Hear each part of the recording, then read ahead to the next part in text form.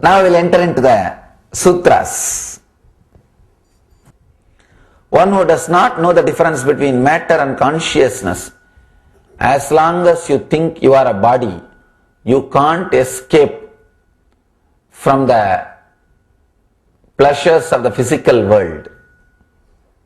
See, when you think you are mature, naturally the small attachments like a toy, Barbie doll, all these things disappears. Till you are matured, even if you try to renounce the toys, you may renounce physically but you will be thinking about it. Same way, till you experience your consciousness, you can't renounce the physical pleasures. Even if you renounce, you will be mentally thinking about it. The one who does not know the difference between matter and consciousness won't be able to practice restraint. Only when you experience you are a conscious being. Understand? You are not a human being having spiritual experience. You are a spiritual being having human experience. It is the other way. You are not human being having spiritual experience. You are a spiritual being having human experience. So, only when you understand the truth, you are a spiritual being having human experience, suddenly you will see the outside world or the pleasures of the world is not attracting you at all. It's not affecting you anymore. You are just beyond all these things. You are just living in a different space. The one who sees everything as movements in consciousness, he transcends sin and merit, bondage and liberation. This is the essence. This sutra is the essence. The one who sees everything as movements in consciousness. You are in consciousness and you are consciousness. Just consciousness is moving inside the consciousness. Understand? There is no matter, there is no jada, there is no outer world. The outer world also is inside your consciousness. This can happen to you when you start witnessing. When you start constantly witnessing whatever happens inside and outside, suddenly you will see all movements, whatever is happening, including you, is just part of your own consciousness. What you think as you, what you think as world, whatever you think as the outer world and the other person, everything is just movements in consciousness.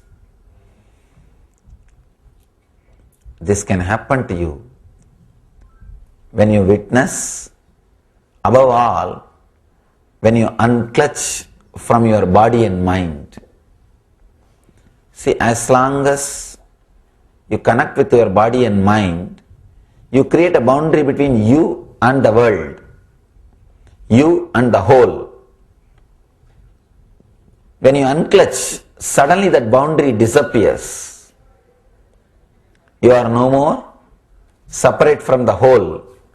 You are no more separate from the truth. You are no more separate from the reality. You are just filled with the same thing. See, the body will be there as a body as long as you give the name for it. The moment the name disappears from you, it remains in you as just an experience without the so-called words or the qualities associated with it.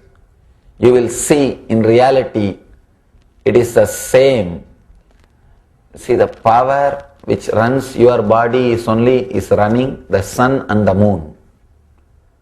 The force which is working inside you is the same force running the solar system, running the whole world. if something is happening inside your body, it directly affects the sun and the moon. You will realize you are not an island as you think. You are not an island as you believe. Your belief that you are an island is too small. It's like in a big ocean. A small straw is floating. Piece of straw is floating. Piece of straw is too small to make the ocean into two pieces. Same way, your ignorance is too small to take away your enlightenment. Understand this important truth. Your ignorance is too small to take away your enlightenment. You are fortunate. Your enlightenment is more strong, more powerful than your ignorance. That is why the enlightenment is possible. That is why it is possible. Your ignorance is too small to cover you or to make you into two. One who sees everything as moments in consciousness, whichever divides you into pieces, just drop. As long as you carry I, the idea you will be there. The idea of other will be there. The moment you relax from the I, the idea of other will disappear. As long as you connect all your thoughts and see the things with your own ideas, you will see the outer world separate. But I tell you, once you unclutch from your body and mind, the one who sees everything as moments in consciousness, you will start seeing everything as moments in consciousness. He transcends sin and merit, bondage and liberation. You don't even ask for liberation. Understand? You transcend liberation. Now whatever you think as liberation, even that is an idea. I always tell people, unclutch even from your idea of liberation, you will be liberated. Otherwise you will have an idea, if I am liberated I should be like this. And you will try to fulfill that idea and never feel liberated. Liberation means there is nothing like you should be like that or like this. No. You should feel intensely and clearly you are liberated. That's all. You have nothing to achieve. You are free. That can happen to your being. That can happen to your soul only when you liberate yourself even from the idea of liberation. The one who sees everything as moments in consciousness. For example, when you look at this rose, you create a word rose in your mind and start thinking all ideas which you have about roses.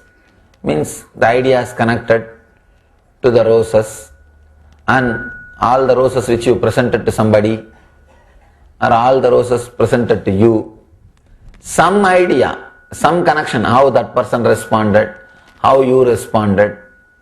Slowly in few seconds you are away from the rose. You are no more connected to rose. Anything in the world you can see. The moment you see, words are created, you are away from the reality. You are now in your own dream world, in your own dreams, seeing but not creating a word and directly trying to connect, just like kids. See, kids will not know the word, but you see, when kids, they see something, their whole being sees it, as if they are enjoying it, as if they are living it. So see, without using the name, without using the word, then suddenly you will see strange thing happening between you and the rose. The idea or the boundary that you are separate from the rose will slowly disappear. You will feel like you are just slowly becoming one with the rose because the boundary is disappearing. Because the boundary is disappearing. You are becoming one with the reality. You are becoming one with the truth. You are becoming one with Satya. Suddenly you will see, you feel so deeply connected to rose when you see the rose without word. Same way with anything, with a tree, with a person, with a situation. Always you have a prejudice. If you drop your prejudice and see, for example, particular situation, if you think that you should be depressed, usually you respond only as a depression, in a depressed way to that situation. When that situation arises, you will see that you will be depressed. No other way. No other way.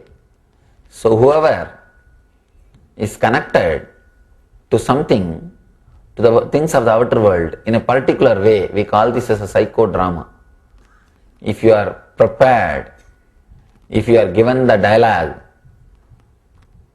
of depression at a particular moment, you will repeat the same mood, same dialogue throughout your life when that kind of situations arise in you. So the whole life is nothing but psychodrama, selected dialogues and psychodrama. Person who understands everything as movements in consciousness. That's a beautiful Zen story. One disciple goes to master and asks, Master, you have become a master, please guide me also how to become a master. Master says, who said I have become a master? No, I am a master because you want to be a disciple. As long as you are playing the role of a disciple, I will be in the seat of the master. The moment you are no more a disciple, I will not be a master anymore. Disciple was shocked. He said, how can it be? Master says, yes, only when you want to see a guru, you will see guru in me. For example, it's not that all the people who see me on the road, they all feel my presence or energy. No. Only a person who needs, who wants, he feels connected. So including your experience, everything is part of the great psychodrama being played here. Understand? Master plays the psychodrama of master-disciple relationship to expose you to the reality and to take away all other psychodramas from you. That is why we say Guru-disciple relationship is the ultimate relationship and last relationship. Till you have that relationship, you will have all other relationships. Once you have the Guru-disciple relationship, he swallows all other relationships. He takes away all other relationships. And now nothing else will exist. And then he takes away even the Guru-disciple relationship and shows you there is no Guru, no disciple. There is only one thing, that is, you can call it as a you or me. It is only one. As long as the you and me exist, there is a possibility for relationship. In reality, you and me itself doesn't exist. It is one and the same. You may call that as a you or me. That's not a problem. Any word you may use.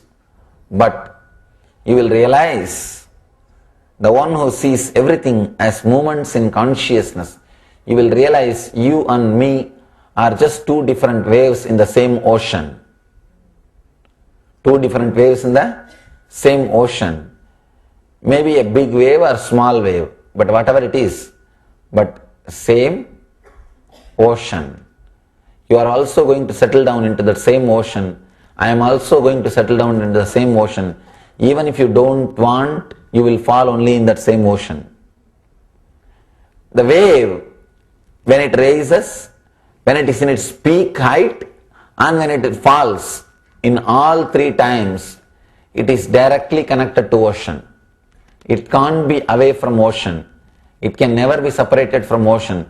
Even if the wave thinks it is become separate from ocean and it has to get liberation, it has to reconnect itself to the source and ocean. Even if you think you are separated from the ocean, you are connected to ocean. Same way, even if you believe you are in bondage, you have not achieved liberation, please be very clear, you are never bound. You are eternally liberated. You are connected to the source. You are connected to the ocean. You are filled with energy.